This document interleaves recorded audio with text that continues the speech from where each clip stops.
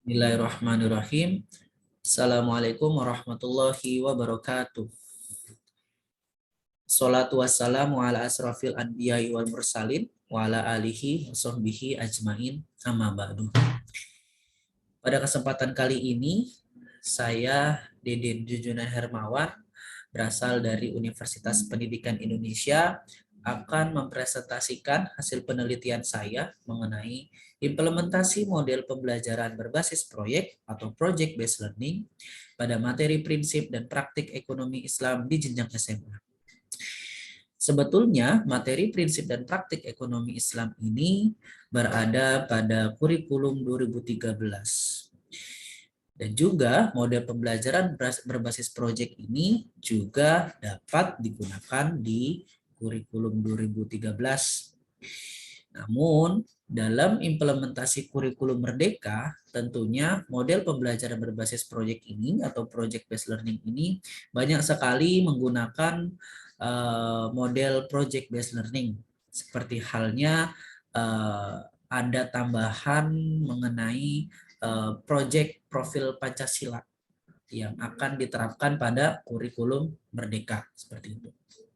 Maka dari itu, semoga penelitian ini menjadi inspirasi tentang implementasi project based learning dalam kurikulum Merdeka. Menurut sebuah laporan yang dirilis oleh Temasek, Google, dan Bain & Co pada 2019, diperkirakan tingkat pertumbuhan ekonomi digital di Indonesia mencapai 49% per tahun. Sementara itu, berdasarkan laporan internasional Institute for Management Development atau IIMD, World Competitiveness Center pada tahun 2020, peringkat kesiapan talenta digital Indonesia dalam menghadapi transformasi digital berada pada peringkat ke-45. Jauh tertinggal dari Singapura di urutan pertama dan Malaysia yang berada di urutan ke-18. Namun, dalam hal ini, pembelajaran pendidikan agama Islam lebih menerapkan praktik perekonomian dengan prinsip syariah. Menurut Berlianto Haris mengatakan bahwa edukasi dan literasi perbankan syariah, khususnya perbankan syariah di Indonesia, masih kurang.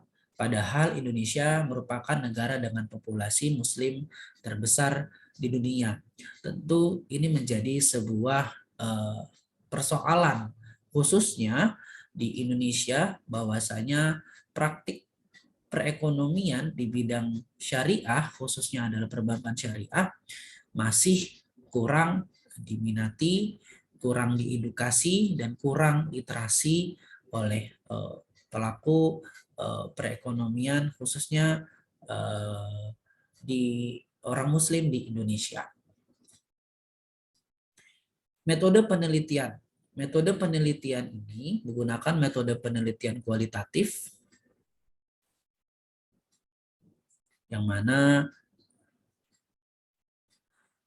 Moleong dalam Arikunto, Arikunto dalam Moleong, penelitian kualitatif adalah tampilan yang berupa kata-kata lisan atau tertulis yang dicermati oleh peneliti dan benda-benda yang diamati sampai detailnya, agar dapat ditangkap makna yang tersirat dalam dokumen atau bendanya. Penelitian kualitatif ini menggunakan model penelitian tindakan kelas yang dicetuskan oleh Kemis dan Mark Taggart. Bahwasanya model PTK ini terdiri dari 4 tahapan, yaitu perencanaan, pelaksanaan, pengamatan, dan refleksi.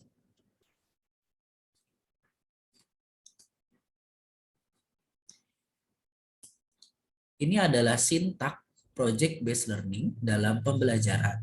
Pertama adalah pengenalan masalah itu sendiri. Sebetulnya masalah apa yang dihadapi oleh umat muslim di Indonesia terkait perekonomian di Indonesia, khususnya dalam menanggapi ekonomi digital di Indonesia. Yang kedua adalah mendesain perencanaan proyek, kira-kira hal apa yang bisa dilakukan oleh siswa-siswi yang ada di SMA mengenai persoalan ekonomi digital, khususnya ekonomi syariah di Indonesia. Yang ketiga adalah penyusunan jadwal proyek, pelaksanaan dan monitoring proyek, menguji dan mempresentasikan hasil, evaluasi dan refleksi. Jadi dalam proses pembelajaran ini menggunakan langkah-langkah, pertama pengenalan masalah, mendesain perencanaan proyek, penyusunan jadwal proyek, pelaksanaan dan monitoring proyek, menguji dan mempresentasikan hasil, serta yang terakhir adalah evaluasi dan refleksi. Menurut Grant 2002 mendefinisikan project-based learning atau pembelajaran berbasis project merupakan model pembelajaran yang berpusat pada peserta didik untuk melakukan suatu investigasi yang mendalam terhadap suatu topik. Peserta didik secara konstruktif melakukan pendalaman pembelajaran dengan pendekatan berbasis riset terhadap permasalahan dan pertanyaan yang berbobot, nyata, dan relevan. Baik. Hasil penelitian dan pembahasan. Hasil menunjukkan bahwa model project-based learning dapat meningkatkan keaktifan siswa. Terlebih lagi, siswa terlibat aktif dalam menentukan topik dan pembelajaran ini. Model project-based learning juga dapat meningkatkan hasil belajar siswa yang ditujukan dari rata-rata nilai akhir 91 pada materi prinsip dan praktik ekonomi Islam. Terakhir adalah model project-based learning mendorong siswa untuk meningkatkan motivasi belajar, khususnya perihal ekonomi digital dengan prinsip syariah.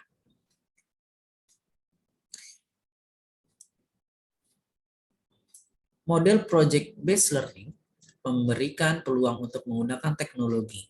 Maka, kelebihan model PJBL adalah penggunaan teknologi terintegrasi sebagai alat untuk penemuan, kolaborasi, dan komunikasi dalam mencapai tujuan pembelajaran dengan cara dan hal yang baru.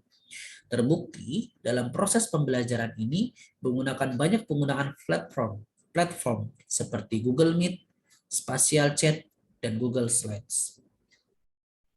Sementara itu, siswa bekerja secara kolaboratif dalam model pembelajaran project-based learning ini untuk memecahkan masalah yang penting baginya dalam kehidupan.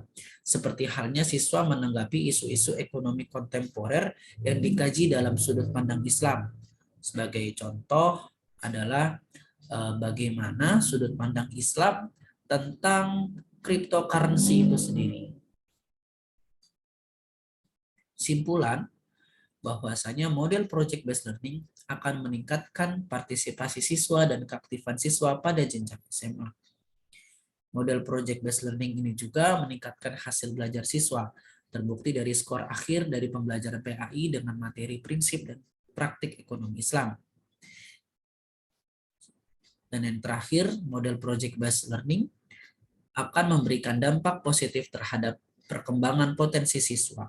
Salah satunya sebagai influencer tentang atau bagaimana mengedukasi baik itu kepada diri sendiri ataupun kepada orang lain, teman terdekat, sebagai pelaku ekonomi digital di Indonesia, khususnya dalam prinsip syariah seperti itu.